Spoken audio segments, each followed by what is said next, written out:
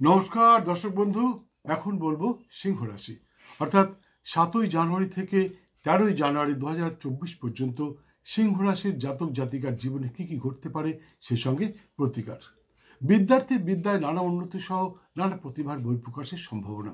যারা স্কলারশিপ বা ওই ধরনের কিছু পাওয়ার জন্য প্রয়াস করছেন, তাদের জন্য সপ্তাহটি অত্যন্ত গুরুত্বপূর্ণ হতে পারে।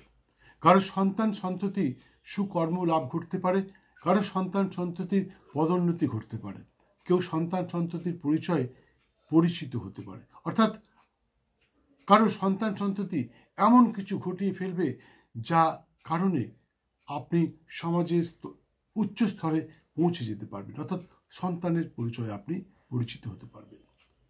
কেউ গৃহঋণ পেয়ে যেতে পারেন।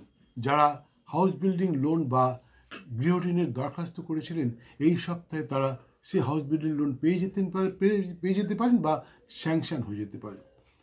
কেউ কর্মসংস্থান থেকে বাসস্থান লাভ করতে পারেন, অর্থাৎ কোয়ার্টার ইত্যাদি পেয়ে যেতে পারেন। কেউ আবার কর্মস্থানের কাছেই বাড়ি বা ফ্ল্যাট পেয়ে যেতে পারেন বা কিনেও ফেলতে পারেন। কারো কর্মসংস্থান ঘটতে পারে, কেউ আবার পেয়ে যেতে পারেন পদোন্নতি। পুরনো লোহা ইত্যাদির ব্যবসার সাথে যুক্ত ব্যক্তির জন্য সপ্তাহটি অত্যন্ত গুরুত্বপূর্ণ হতে পারে এবং নানা রকমভাবে উন্নতি ঘটতে পারে, ব্যবসায়িক উন্নতি ঘটতে পারে। প্রশাসনিক ব্যক্তিত্ব, সংগঠনের নেতা নেত্রী ইত্যাদির জন্য সপ্তাহটি অত্যন্ত গুরুত্বপূর্ণ এবং শুভদায়ক হতে পারে। এই সপ্তাহেও কেউ কিনে ফেলতে পারেন তার স্বপ্নের গাড়িটি। তবে সিংহ রাশির জাতক জাতিকার উভয়কেই বলছি, আগামী 11, 12 এবং 13ই জানুয়ারি সতর্ক থাকবেন।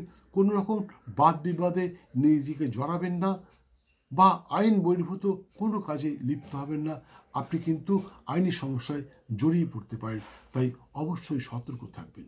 এমন কোনো কাজ করবেন না যেটা আইন বিরুদ্ধ, তাহলে কিন্তু আপনি হঠাৎই আইনের জালে জড়িয়ে পড়তে পারেন। সিংহ রাশির জাতক এবং জাতিকা উভয়কেই বললাম, আগামী 11, 12 এবং 13ই জানুয়ারি সতর্ক থাকবেন। বন্ধু, আগামী 10ই জানুয়ারি বুধবার বকুল অমাবস্যার শুভক্ষণে আমার বাড়িতে বাৎসরিক কালী পূজা অনুষ্ঠিত হবে। সেই সঙ্গে এক বিশাল যজ্ঞের আয়োজন করেছি। যারা পুজো দিতে ইচ্ছুক তারা স্ক্রিনে দেওয়া নাম্বারে ফোন করে পুজো দিতে পারেন বা এসে পুজো দিয়ে যেতে পারেন। যারা আহুতি দিতে ইচ্ছুক, আপনি কিন্তু একটা কথা অনেকেই বলে, আমি সবাইকেই বলে থাকি, কোনো তান্ত্রিক কিন্তু তার যজ্ঞানুষ্ঠানে অন্য কাউকে দিয়ে আহুতি দিতে দেয় না, কিন্তু আমি আহুতি দিতে দিই। সেই সঙ্গে আপনার কিছু নিয়মকানুন পালন করতে হবে, কিছু নিয়ম নিষ্ঠা আছে যেগুলো পালন করে আসতে হবে।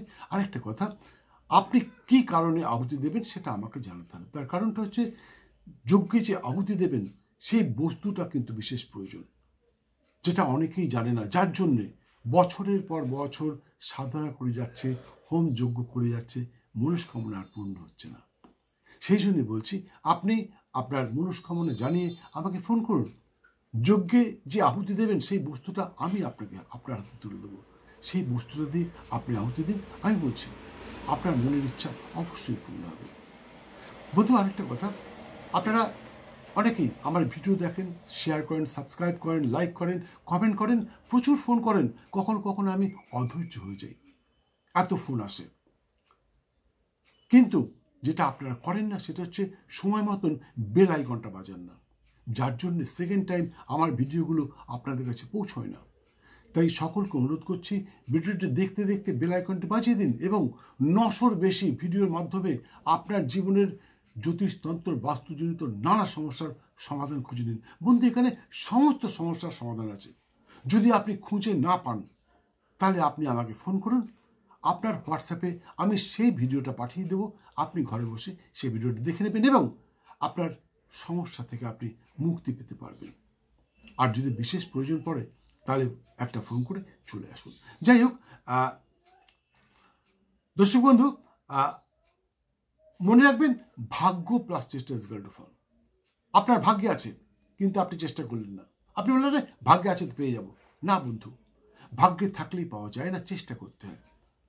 বন্ধু, আমি যে এই যে রাশিফলটা বলছি, আমি কিন্তু রাশিচক্রের পুঙ্খানুপুঙ্খ বিচার করে তারপরেই রাশিফলটা বলি, মন গড়া কথা একটাও বলি না।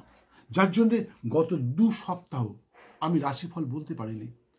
শেষ ভিডিও ছেড়েছিলাম গত 24 এবং 25 ডিসেম্বর 2024-এর বাৎসরিক রাশিফলটা ছেড়েছিলাম।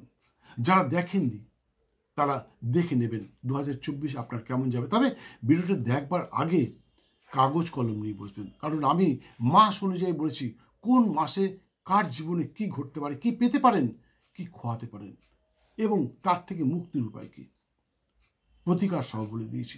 যাই হোক, সিংহ রাশির জাতক জাতিকার জন্য শুভ রং সাদা এবং সবুজ, শুভ সংখ্যা 2 এবং 9। এছাড়া সর্বক্ষণ একটি গোলাপি রঙের রুমাল ব্যবহার করতে পারেন। সেই সঙ্গে প্রতি রবিবার নিরামিষ আহার সহ ব্রহ্মচর্য পালন করে মাতা শ্রী শ্রী মাতঙ্গীর পুজোয় মাকে তুষ্ট করতে পারলে আশা করি আপনাদের সমস্ত বাধা বিড়ম্বনা দূর হবে, সেই সঙ্গে সর্বক্ষেত্রে সফল হবেন, এতে কোনো সন্দেহ নেই।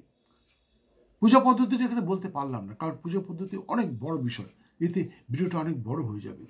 যাদের জানবার ইচ্ছা, যাদের পুজো পদ্ধতি জানতে চান, শিখতে চান, তার স্ক্রিনে দেওয়ার নাম্বারে একটি ফোন করে চলে আসুন, আমি আপনাদের পুজো পদ্ধতি বলে দেবো। যাই হোক, ভিডিওটা সম্পূর্ণ দেখার জন্য অসংখ্য ধন্যবাদ। ভালো লাগলে একটি লাইক দিয়ে বেল আইকনটি বাজিয়ে দিয়ে সঙ্গে থাকুন। আবার দেখা হবে আগামীকাল দুপুর ঠিক 11টায় অন্য আরেকটি ভিডিওর সাথে।